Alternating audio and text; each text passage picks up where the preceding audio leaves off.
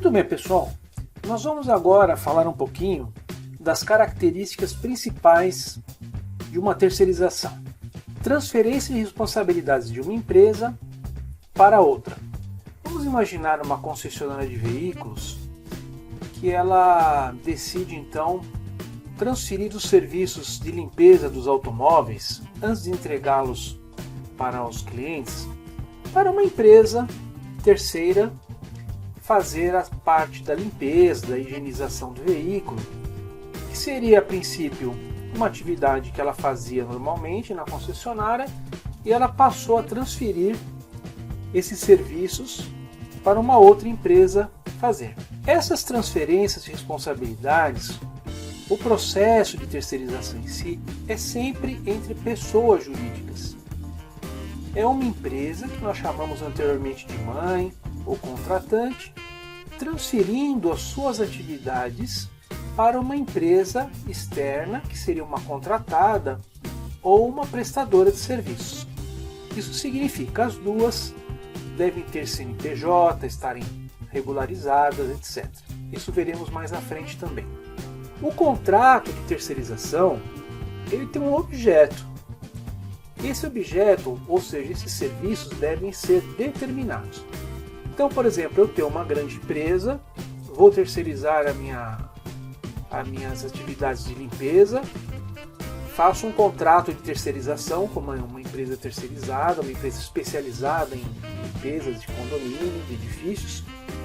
Eu não posso utilizar aquela mão de obra que está fazendo os serviços de limpeza na minha empresa para fazer outras atividades, orientar os funcionários da limpeza a fazerem, por exemplo, refeição, ou fazerem corte da grama. Então, os serviços eles têm que ser muito bem determinados, não podem escapar do objetivo da terceirização.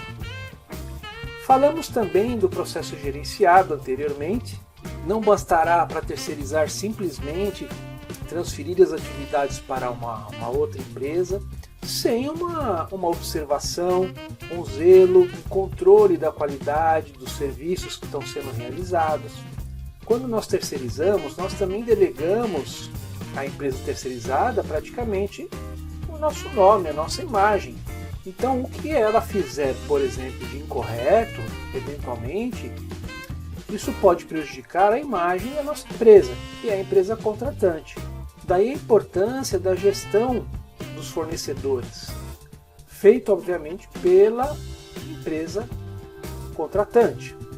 Há que haver uma contratação formal, ou seja, essa transferência de atividades, esse processo, tudo isso que nós falamos anteriormente, tem que estar muito bem registrado num contrato, assinado entre as duas empresas, entre a empresa prestadora de serviços e a empresa tomadora de serviços.